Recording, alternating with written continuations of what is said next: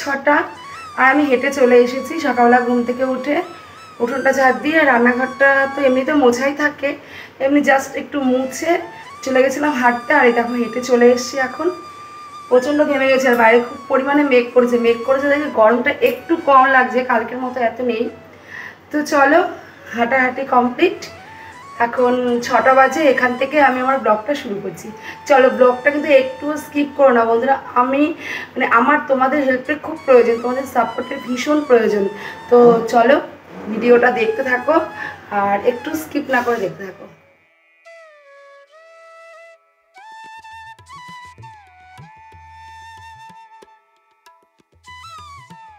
নমস্কার বন্ধুরা, কেমন আছো সবাই? রানাঘাটের ছোট্ট একটা গ্রাম থেকে আমি দীপিকা চলে এসেছি আমার নতুন আরও একটি ব্লগে। তোমাদের অনেক স্বাগত আর ভালোবাসা জানিয়ে আজকের ব্লগটা দেখো একদম সকাল থেকেই কিন্তু শুরু করে দিয়েছি।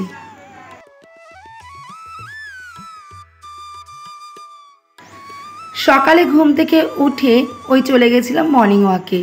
আর বাড়ির আশায় থাকলে একদমই এক্সারসাইজ ঠিকমতো হয় না, একদিন হয়তো দুদিন হয়, দুদিন হয়তো 3 দিন হয় না, এমন আর কি। যাই হোক সমস্ত কাজ টাজ করে এক গ্লাস মধু জল নিয়ে চলে এসেছি একদম ছাদে। আর আজকের মধু জলটা একটু গরম, মানে জলটা একটু বেশি ইচ্ছে করেই গরম করেছি, কারণ ছাদে আজকে কিছু কাজ বাকি ছিল। যেমন হাঁটতে গিয়ে একটা সাদা রঙের নয়নতারা ফুল গাছ আমি তুলে এনেছিলাম, তো সেটাকেও টবের মধ্যে লাগিয়ে নিলাম। লাগিয়ে দাঁত ব্রাশ করাটাও বাকি ছিল, তো এখন দাঁতটাও ব্রাশ করে নিচ্ছি। আসলে ওই যে ঘুম থেকে উঠে খুবই তাড়াহুড়া, একদমই কম টাইম হাতে নিয়ে ঘুম থেকে উঠে আবার চলে যাই মর্নিং ওয়াকে। তো কোনো দিন ব্রাশটা করে যাওয়া হয়, আবার কোনো দিন ব্রাশটা করে যাওয়া হয় না। সেক্ষেত্রে আজকে দেখো বাড়িতে এসে আমাকে ব্রাশটা করতে হচ্ছে। আর বাসি জামাটা চেঞ্জ করে তারপরেই যাই, কারণ নাইটি পরা থাকে আর নাইটি পরে তো আর হাঁটতে যাওয়া যায় না, তাই নাইটিটা চেঞ্জ করে তারপর হাঁটতে যাই। দাঁত ব্রাশ করা হয়ে গেল। আর সকালে যে বাসি নাইটিটা সেটাও কিন্তু আমি জল কাচা করে এখন মেলে দিচ্ছি।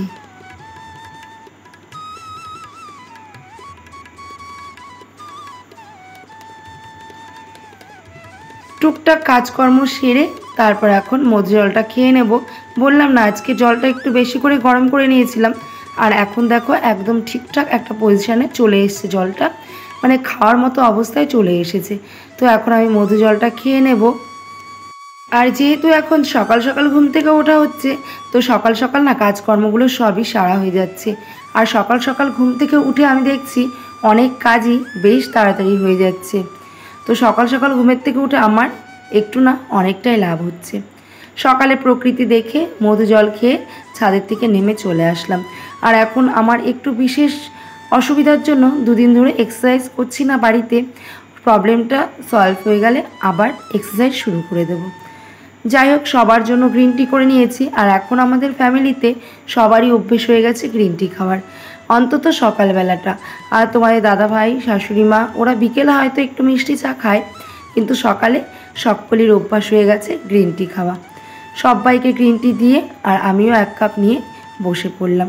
এরকম রিল্যাক্সের চা খাওয়া আমার প্রায় হয় না বললেই চলে, খুবই কম, মানে মাসে 1 দিন হয় বললেই চলে। তো চেষ্টা করছি নিজের জীবনটাকেও একটু রিল্যাক্স ফিল করানোর। কারণ বলো তো, এই কারণ সবার জন্যই তো সংসারে চিন্তা করি কে কেমনভাবে ভালো থাকবে, কাকে গুছিয়ে খেতে দিতে হবে, কিন্তু সেই গোছগাছ ব্যাপারটা আমার জীবনেই আর হয় না। তো চেষ্টা করছি আর ইচ্ছেও আছে নিজের জীবনটাকেও একটু গুছিয়ে গাছিয়ে পরিপাটিভাবে চালানোর।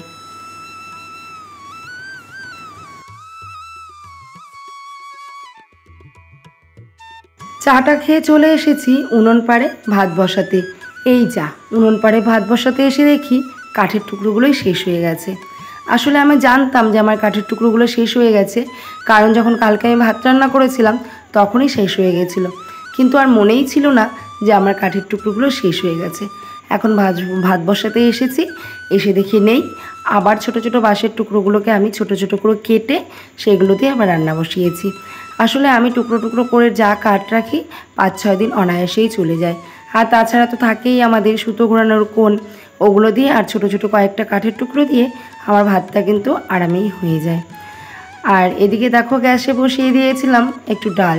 আর রোজ রোজ মাছ খেতে না একটুও ভালো লাগছে না, গত সপ্তাহে প্রত্যেক দিনই মাছ খেয়েছি, কালকেও মাছ খাওয়া পড়েছে, কিন্তু আজকে আর ভালো লাগছিল না, তাই মনে হচ্ছিল একটু টক ডাল খাই। কিন্তু বিয়ের আগে এমনই একটা সময় ছিল মাছ ছাড়া ভাতই চলতো না, কারণ আমার বাবার বাড়িতে একটাই অভ্যেস, ওরা মাছ ছাড়া ভাত খেতে পারে না, আর আমার বাবা তো মাছ ছাড়া ভাতই খেতে পারে না। তো যাই হোক, মেয়েরা হচ্ছে অভ্যাসের দাস। আসলে ওই যে কথায় আছে না, যে একটা জলকে যে কোনো পাত্রে ঢাললে জল সেই পাত্রেরই আকার ধারণ করে, তো মেয়েরা হচ্ছে তেমন। বাবার বাড়িতে যেমনভাবেই কাটিয়ে আসুক না কেন, শ্বশুর বাড়িতে এসে কিন্তু সেই আকারটাই ধারণ করে, তাদের মতো করেই কিন্তু আস্তে আস্তে চলতে শিখে যায়। আসলে বাড়ির বউদের শুধু দিতে হয় একটু সময়, আর যারাই সময় দিতে না পারে তাদের বাড়িতেই লেগে থাকলে ঝয় ঝগড়া গণ্ডগোল আর অশান্তি। আসলে একটা মেয়ে তো বিয়ের আগে কখনো সংসারটা শিখে আসে না। বিয়ে ছোটোবেলায় সে খেলনা বাটি পুতুল খেলা সেসব খেলতে খেলতেই তো চলে আসে শ্বশুর বাড়িতে। তো শ্বশুর বাড়িতে এসে তারপরে তো সংসারটা করা শিখবে বলো। কিন্তু যারা এগুলো মেনে নিতে পারে না বা মানিয়ে নিতে পারে না, তাদের সংসারেই লেগে যায় অশান্তি। আর 100 ভাগের মধ্যে 90 ভাগ সংসারেই কিন্তু এইসব ছোট ছোট কারণেই অনেক বড় বড় অশান্তি হয়ে থাকে, এবং তার ফলে কিন্তু সংসারে বিচ্ছেদ পর্যন্ত ঘটে যায়। আসলে মেয়েরা কিন্তু মানিয়ে নিতে জানে, কিন্তু তাদের একটু তো সময় দিতে হবে। সেই সময়টা যদি না দেওয়া হয়, তবে সে নিজেই বা বুঝবে কী করে সংসারটা কী, আর অপরকেই বা কী করে বোঝাবে যে পরিবারের লোকগুলোকে সে কতটা ভালোবাসে। কারণ একটা পরিবার বাবা মা সবাইকে ছেড়ে কিন্তু একটা মেয়ে অনেক আশা করে শ্বশুরবাড়িতে আসে সংসার করবে বলে এবং সবাইকে ভালোবাসবে বলে। কিন্তু সেই ভালোবাসাটা তো আগে পেতে হবে, পেলে তো সে তাকে সেটা ফিরিয়ে দেবে। আমরা পৃথিবী থেকে যতটুকু নিই এবং প্রকৃতি থেকে যতটুকু নিই, সংসার থেকে যতটুকু নিই, আমরা কিন্তু আপ্রাণ চেষ্টা করি সংসারকে ঠিক ততটাই ফিরিয়ে দিতে। আমার রান্নাবান্না গল্পে গল্পে সবটাই কমপ্লিট হয়ে গেছে। আর সকালে আমার টিফিনে আমি নিয়ে নিয়েছিলাম কলা আর আপেল। কালকে বাবার দোকান থেকে বাবা কলা আর আপেল পাঠিয়ে দিয়েছিল, সেটাই আজকে সকালে আমি খেয়ে নিলাম। আর আমার সকালে এখন এরকমই অভ্যাস হয়ে গেছে, একটু একটু হালকা পাতলা খেলেই আমার বেশ চলে যায়। আর সকালে টিফিনটা সারতে সারতেই দেখছি ঝমঝম করে বৃষ্টি নেমে গেছে। এই রোদ তো এই বৃষ্টি, এই বেশ কিছুদিন ধরে না এরকমই হচ্ছে। আজকে সকালে ঘুম থেকে উঠে দেখছি খুব মেঘ করেছে, আবার একটু পরেই দেখি বেশ রোদ ঝলমেলে আকাশ, আবার দেখো দেখতে দেখতে বৃষ্টিও নেমে গেল। আর ওই তো খবরে বলছিল বৃষ্টি নাকি হবে, তবে জানি না কি হবে। তবে একটু তো আভাস দেখতে পেলাম আজকে বৃষ্টি হলো, তারপরে আবার যেই রোদ সেই রোদই কিন্তু উঠে গেছিলো। তবে বৃষ্টি হয়ে একটা জিনিস ভালো হয়েছে, যা প্রচণ্ড গরম পড়ছিল সেই গরমের হাত থেকে একটু হলেও রক্ষা পাওয়া গেছে। সমস্ত কাজ একের পর এক কিন্তু আমি করে নিয়েছি। আর আজকে ওই যে কালী হাঁড়িটাকে না আর কলপারে নিয়ে যেতে মন যাচ্ছিল না। আজকে ওই বেসিনেই কোনো রকম বলতে পরিষ্কারভাবেই মেজে নিয়েছিলাম, কিন্তু বেসিনেই মেজে নিয়েছিলাম। হাঁড়ি কড়াই টড়াই সব কিছু মেজে, আর এখন দেখো আমি কিচেনটা মানে রান্নাঘরটাও পরিষ্কার করে ফেলবো। আর ওই যে বললাম না, মেয়েরা হচ্ছে অভ্যাসের দাস, যাকে যেমন পাত্রে ঢালা হয় সে সেমন পাত্রের রূপ ধারণ করে। তো প্রত্যেকটা মেয়ের কিন্তু জীবন কাহিনী একই রকম। আমি কি কখনো শ্বশুরবাড়িতে আসার আগে বাপের বাড়িতে কাঠ কেটে কখনো রান্না করে খেয়েছি বলো? কিন্তু শ্বশুরবাড়িতে এসে তো ধীরে ধীরে শিখে গেছি, কিন্তু সেই সময়টাকে তো আমাকে দিতে হবে। সেই সময়টা পাইনি বলেই তো জীবনে অনেক ঝড়ঝাপটা গেছে। যাই হোক, সেগুলো মানিয়ে আজকে নিজের একটা জায়গায় এসে দাঁড়াতে পেরেছি, তাই না বলো বন্ধুরা? আসলে আমরা গরিব পরিবারের বউ, সমস্ত রকম পরিস্থিতির সাথে মোকাবিলা করে চলতে জানি এবং সমস্ত কিছুর সাথে মানিয়ে নিতেও জানি। আর আমার সংসারে যতটুকু আছে ততটুকু নিয়েই হাসি খুশি থাকতে চলতে জানি। আসলে গরিব ঘরের বউদের একটু বুঝে সুঝেই কিন্তু চলতে হয়।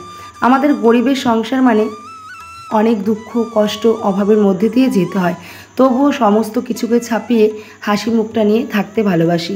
আসলে দুঃখ কষ্ট অভাব সব কিছু লুকানোর একটাই রাস্তা হচ্ছে হাসি। এই হাসি দিয়েই কিন্তু সমস্ত কিছুকে লুকানো যায়। তো চলো বন্ধুরা, আমার মেয়ের আজকে পরীক্ষা, সেমিস্টার চলছে ওর, তো এখন চলে যাবে পরীক্ষা দিতে। আর আমি ওকে ভাতটা জোর করেই একমতো খাইয়ে দিচ্ছি, কারণ ও খাওয়ায় ভীষণ মানে বাজে অভ্যাস, খেতেই চায় না। তো ওকে খাইয়ে দিচ্ছি, ও স্কুলে চলে যাবে। আর ইতিমধ্যে তোমাদের সাথে বিদায়ও নিয়ে নিচ্ছি। আমার ব্লগটি ভালো লেগে থাকলে তাহলে প্লিজ একটা লাইক করে দিও আর কমেন্ট করে দিও। নতুন বন্ধু হয়ে থাকলে চ্যানেলটিকে সাবস্ক্রাইব করে এই ছোট্ট দিদিভাইয়ের পাশে থেকো, কারণ তোমাদের হেল্প, সাপোর্ট আর ভালোবাসার অনেক প্রয়োজন আছে। তো চলো এখনকার মতো টাটা, দেখা হবে আবার কালকে।